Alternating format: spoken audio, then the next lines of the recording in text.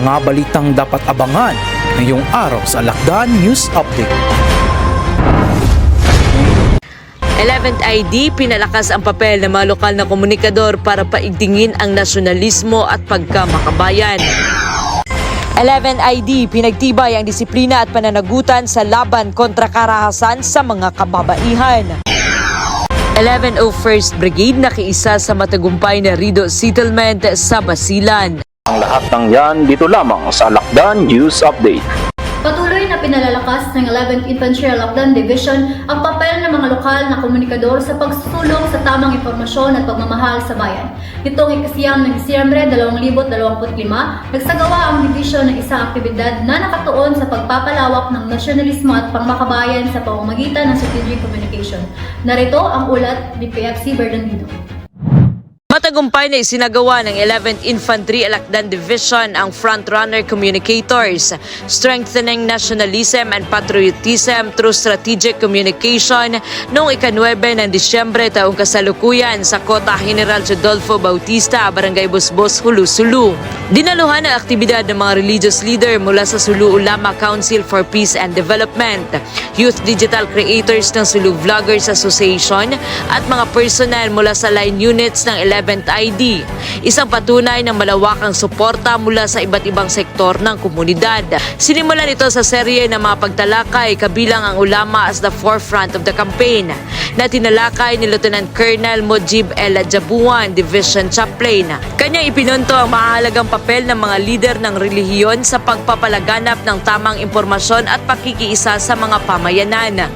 Nagbigay rin ang 15 Civil Military Operations Bainglasahon Batalyon ng briefing hinggil sa West Philippine Sea Awareness na nagpapalalim sa pag-unawa ng mga kalahok sa usaping pambansang soberanya at kahalagahan sa pagtatanggol ng interes ng bansa. Nagatid naman ang mensahe si Major General Leonardo I. Peña, Commander ng 11th ID at Joint Task Force Orion.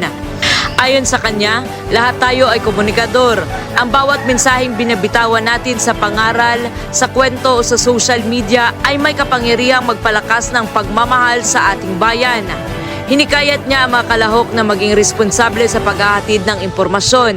Gamitin ninyo ang mga plataforma upang palaganapin ang katotohanan, magtaguyod ng kapayapaan at magbigay ng inspirasyon sa komunidad.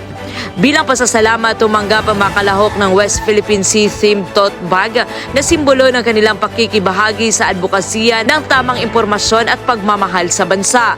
Sa pamamagitan ng ganitong inisyatiba, patuloy na isinusulong ng 11th Infantry Alakdan Division ang isang matibay, maalam at nagkakaisang sambayanang Pilipino. Bilang pakikiisa sa 18th Day Campaign to End Violence Against Women, pinagtibay ng 11th Infantry Alakdan Division ang kanilang paninindigan laban sa karahasan sa kabataan at kababaihan sa pamamagitan ng isang Anti-Violence Against Women and Their Children o VAUCI lecture na ginanap sa Hulu, Sulu. Narito ang ulat.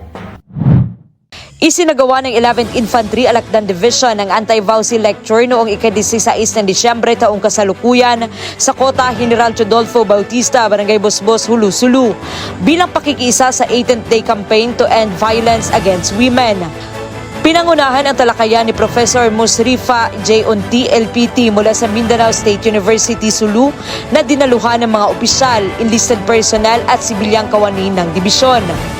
Tinalakay sa lecture ang mahahalagang prohibisyon ng Republic Act 9262 o ang Anti-Violence Against Women and Their Children Act of 2004. Gayon din ang Presidential Decree 1083 o ang Code of Muslim Personal Laws of the Philippines. Binigyan diin din dito ang legal na proteksyon para sa kababaihan at ang mga bata, pati na ang mga pananagutan ng bawat individual sa pagpigil o pagtugon sa karahasan na kabatay sa kasarian alinsunod sa batas at kultura. Sa kanyang mensahe, giniit ni Major General Leonardo I. Peña, Commander ng 11th ID at Joint Task Force Orion, na ang disiplina at moral na kamalayan ay mahalagang sandigan sa pag-iwas sa karahasan laban sa kababaihan. Ayon sa kanya, ang wastong paggamit ng otoridad na may integridad, kababaang loob at malasakit ay susi sa pagpapanatili ng tiwala ng mamamayan at proteksyon ng mga higit na nangangailangan. Sa pagtatapos ng aktibidad, muling ipinagtibay ng Alacdan Division ang kanilang pangako sa pagtaguyod ng isang ligtas, magalang at inklusibong kapaligiran sa loob ng hanay at sa mga komunidad na kanilang pinaglilingkuran bilang bahagi ng kanilang tungkulin sa Diyos, bayan at mamamayan. Mula sa 11th Infantry Alacdan Division, ako ang inyong Alacdan Trooper, PFC Bizares, para sa Alacdan News Update. Isang mahalagang hakbang tungo sa pangmatagalang kapayapaan ang naitala sa Basilan matapos ang matagumpay na pagsasaayos ng isang lido sa bayan ng Albarca.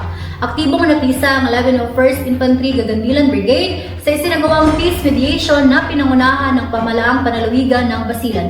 Narito ang ulat ni PFC Bizares.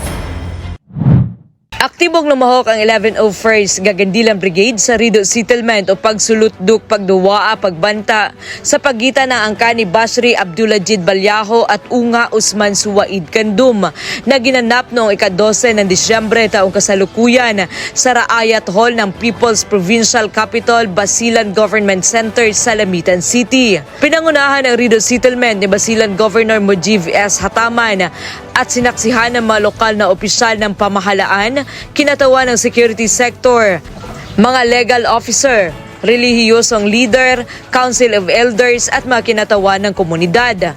Sa kanyang mensahe, binigyan diin ni Brigadier General Frederick M. Sales, Commander ng Gagandilan Brigade, ang kahalagahan ng kapayapaan sa mga lugar na madaling maapektuhan ng sigalot. Ipinahayag niya ang prinsipyong 10% action and 90% reaction. Bilang paalala na ang maliit na kilos ay maaaring magbunga ng mas malaking alitan kung hindi mapipigilan. Natapos ang Rido Settlement sa voluntaryong pangako ng dalawang angkan na panatilihin ang kapayapaan at iwasan ang anumang muling paglala ng alitan, isang mahalagang hakbang sa patuloy na adikain ng Basilan para sa katatagan at kaunlaran. Mula sa 11th Infantry Alacdan Division, ako ang inyong Alacdan Trooper, PFC Bizares, para sa Alacdan News Update. At ito ang mga balita para sa linggong ito. Ako si PFC De La Cruz, nag-uulat para sa Alacdan News Update. Magandang araw at magsukul.